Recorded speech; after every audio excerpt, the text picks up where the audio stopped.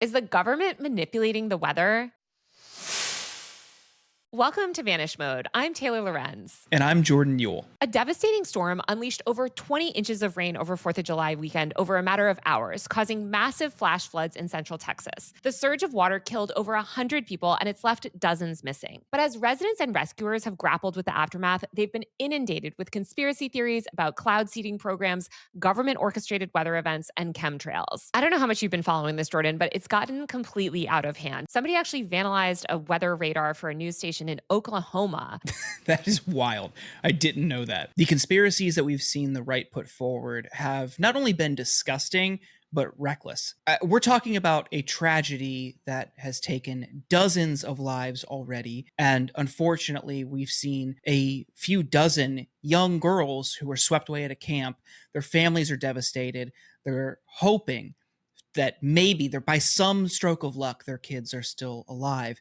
And you have major right-wing voices pushing totally baseless theories instead of giving those families time to grieve. And I was thinking recently about how difficult that must be. You don't know for sure about the well-being or fate of your child's life. And that uncertainty has to be just absolutely devastating. But instead of grieving, supporting those families, you have people like Marjorie Taylor Greene suggesting that companies or the government are influencing the weather, trying to play God, and created this storm. Now, you mentioned this earlier, and I'm wondering if you could help viewers understand what cloud seeding is, because that seems to be one of the core areas of focus for these conspiracy theorists. What is cloud seeding? How does this factor in here? Yeah. So this whole concept of cloud seeding, I feel like, is the center of a lot of these conspiracies and these people that spend all day monitoring radars online and believe that like radar technology is being used to perpetuate like chemtrails or other things, or basically like the government is manipulating our environment. That's not true. Now, there are private corporations like Rainmaker is one that are doing what's called cloud seeding, where they do put sort of like chemicals or things into certain clouds to encourage it to rain. Rainmaker confirmed that they did do a 20-minute cloud seeding mission on July 2nd over Cairns County, which is sort of southeast of the flood zone. And that triggered two clouds that reportedly dissipated later that afternoon. The whole thing with cloud seeding is it's supposed to like help farmers, help the environment. Like it's meant to sort of manipulate the weather, but for profit, not for like, not to make like catastrophic weather events. And there's absolutely no evidence that any of this like cloud seeding technology had anything to do with the floods. And same thing with radar systems, like people believing that these weather radar systems are actually sort of causing the floods. Like that's also ridiculous. It feels like what's old is new again. The HARP machine and the government controlling the weather isn't a new conspiracy theory, but it's one that percolates every once in a while. And I was just reminded in this moment of Alex Jones pushing this idea that the government created Hurricane Helene last year as some sort of weather weapon. What's interesting now is they're pivoting away from the government. Sure, maybe the government in some minds were responsible for this, but they're zeroing in on a private corporation because to criticize the government for them would be to criticize the Trump administration, and they can't do that. What you explained and what it sounds like this company is trying to do would be beneficial for the environment if it was effective. Yeah, and it's slightly effective. One meteorologist said, cloud seeding cannot create a storm of this magnitude or size. It's basically just impossible for that to happen. Cloud seeding cannot even create a single cloud. All it can do is take an existing cloud and enhance the rainfall by up to 20%. So, and that's like on the high end. He said that basically it's akin to blaming someone blowing out a candle and assuming that you could extinguish a wildfire. It's like that difference of scale. But I think people that don't know about this type of stuff, they hear that they learn about this technology or they sort of misunderstand this technology. And the weather is really complicated. Meteorology is sort of complicated, and there's not that many meteorologists left in the country. And so they're just jumping to these wild conclusions. I guess in practice, if there was a drought stricken area, for instance, there might be some utility if this technology pans out. Great. Okay. I'm all for it. Yeah, or to help crops, in Yeah. certain areas as climate change. Like this technology was meant to kind of sort of buffer the effects of climate change. And it can do that to like a very small extent, maybe over certain farmlands, but it's certainly not. And there's no wide scale manipulation of the weather. And also just like you see these people on Instagram that do the sort of like radar readings every day, and they're looking at these radars and they're pushing all these conspiracies about chemtrails, which also have gone back for, years and years. And it's this idea that like the government is, I guess, running this orchestrated campaign to like just fill our skies with chemicals. And there's just not evidence of that. Yeah. If they wanted to fill you with chemicals, they would just put it in the food. We're already eating it. We are being filled with chemicals. Right. We're already Right. chem maxing. This is what's so funny to me. Like, you have to invent some wild conspiracy theory that doesn't even make sense from like a cost effective point of view. Like, the companies are already pumping all your food with bullshit. They're filling it with additives. Like, most other developed countries wouldn't allow half the shit in their food. But in the United States, the government is so lax on its regulation, these companies can do whatever. And you're worried about them putting something in the air? You're missing the forest for the trees. Well, it's also like I actually agree with them that we need clean air. That's great. That's actually something environmentalists have been advocating for forever. That's why we should pass things like, the Clean Air Act, obviously, which did pass, but like other clean air regulation, but they don't support any of that. So it's like, okay, so you believe that there's like dangerous chemicals throughout the air. You won't acknowledge, by the way, airborne viruses and disease, which we know are in the air. So why won't you support legislation to clean the air? I don't know. Instead, it's easier, I guess, to go on Instagram and make these videos. You see a large cohort of these types of people on the right. And again, when it comes to air pollution, when it comes to chemicals in the air, emissions, carbon emissions, are a major factor, from oil production to automobiles. You have one avenue to reduce air pollution Right. in enforcing an EV mandate later down the line. It's not overnight, and there'd be a transition, and it might be a little sticky for some people, but through government incentives, subsidies into clean vehicles, that's one way to mitigate the chemicals in the air. The Trump administration just took that away.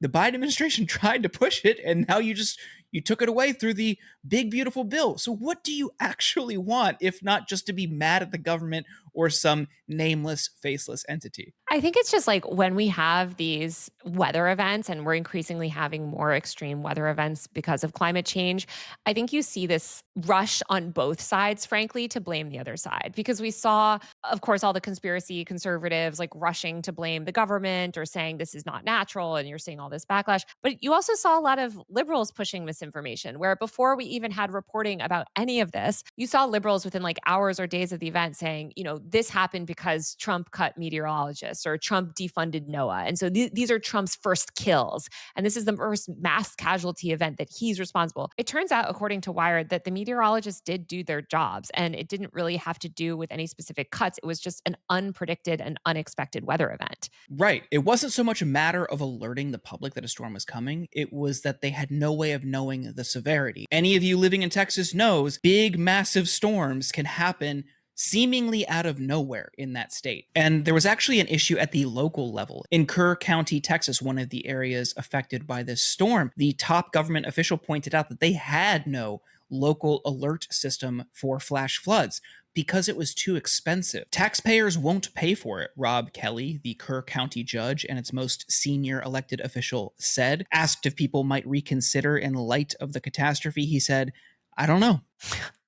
I don't think they will, unfortunately. We've talked about this before, but there really is just no collectivism in this country at all. And it's really every man for himself. And I think we saw that in LA most recently with the wildfires as well, where there are things that we could collectively do to make our city safer and to make sure that homes are protected. And, we're all in a better spot just ecologically, but people don't want to do that. They just kind of have this like individualistic mindset, and they don't want to pay the extra $100 a year or whatever it goes to, in their taxes for a theoretical threat that they just sort of think that, well, when it happens, I can purchase my way out of it. Unfortunately, these types of disasters are becoming more and more common. I would argue that we owe it not just to ourselves or our families, but to our neighbors, our friends, our other community members to chip in a little bit more so we can all be more prepared. We can all have more community resilience in moments like this. And you saw a heartwarming community response in Los Angeles after the wildfires. I don't think that we actually do see that. I think what you see is exactly what happened with COVID as well. And you see this with all these things, right?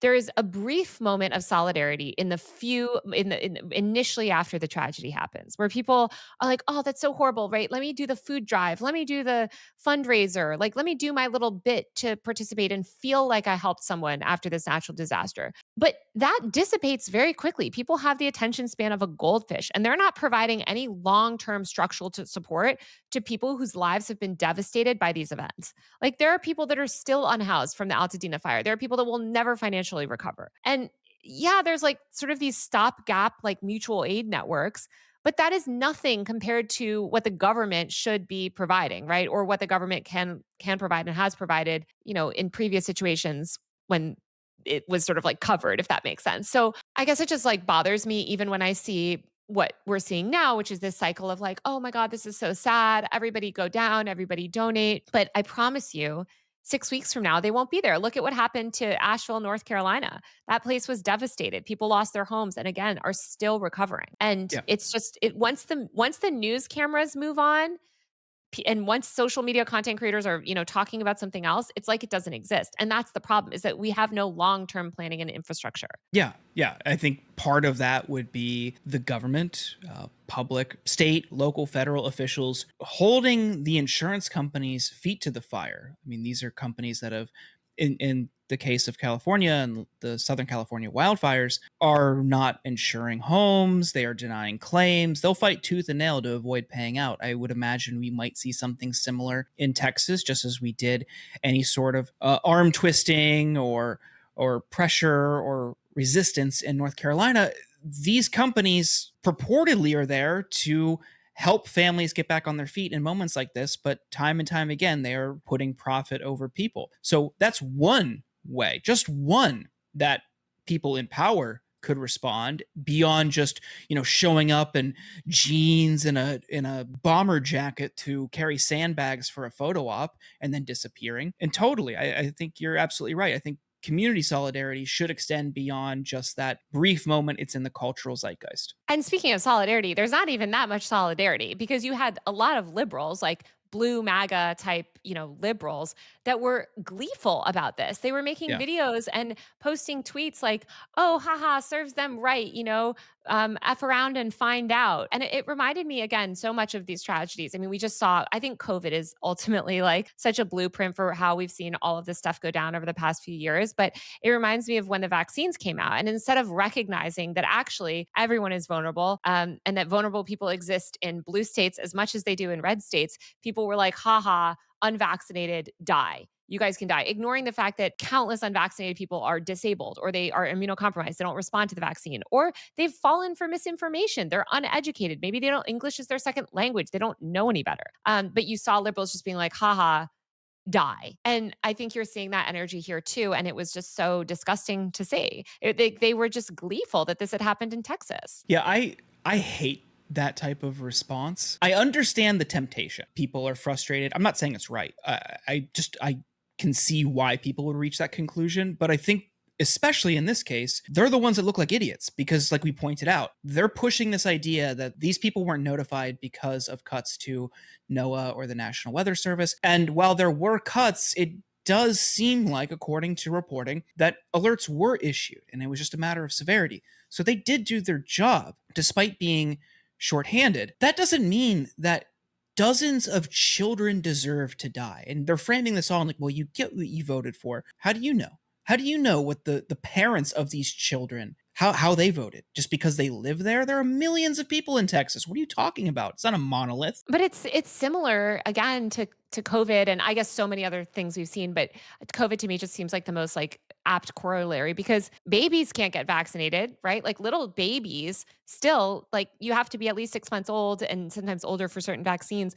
And you see people just be like, oh, well, if you're unvaxxed, you can die. It's like, okay, so babies under the age of 6 months, like you don't know what you're talking about. Not to mention so many parents are anti-vax and they don't vaccinate their children. Not to mention the vaccines are not a silver bullet. And now we know they don't even prevent infection. So, like, it's just like, I just think there's this callousness. And once we've accepted the deaths of people we consider others, which I think actually really 2020 radicalized, or 2021 was when sort of everyone on a mass scale on both the left and the right normalized just accepting mass death and sort of normalized celebrating the deaths of people that they don't care about. I just think like we've seen it after, in tragedy after tragedy, because you saw this even, I mean, a little bit from the right with the California wildfires as well, where they were sort of like, California, you get what you get. I can't take it. Like, I just, It's cruel. It's cruel. yeah. But it's like I just like I wish that people would wake up and have some solidarity. And I know that's asking a lot from these Democrats, but we're all in it together. And like you said, these are children. These are workers. Even if they did vote for Trump, like they don't deserve to have this happen to them. Like, right? Like it's appalling. Even if you want to look at it from a purely cynical political lens, is that the way you build a movement? Is that the way you bring people back to your side? If you're not with me, you deserve to die. I would argue that we could be a little bit more compassionate to people who have political disagreements with us. I'm not saying you have to accept their worldview or celebrate or treat it as something that is righteous or just. All I'm saying is, and I think this is a low bar. This is a very low bar. Maybe they shouldn't deserve to die. And as we think about how we want to go forward and how we want to build a better tomorrow, having just a tiny bit of compassion for people who are maybe misguided, misled, misinformed. We know this is a massive problem in our country through social media bubbles, through deliberate misinformation from different media outlets. There could be a multitude of reasons why they believe or think or vote the way they do. Or just weren't paying attention, or they weren't paying attention to the weather. Yeah. Like, they Yes. missed the warning. They were working 12-hour shift. They Right. sent their kid off to camp. And by the way, you know how it is with weathers and fire alerts here that we have in LA. It's like, you don't know how bad things will get. Like, especially with Right. a flash flood like this was a matter of hours where just the situation completely changed. So, yeah, I think it's terrifying. And I think that we're only gonna see more and more of these weather events too as climate change accelerates. Obviously, terribly devastating for those families. All we're asking for is a little bit of compassion. But a better tomorrow relies on community, and that's what we're trying to build here. If you enjoyed this video, please give it a thumbs up, subscribe to the channel. We would greatly appreciate it. Thanks for watching, and we'll see you again soon.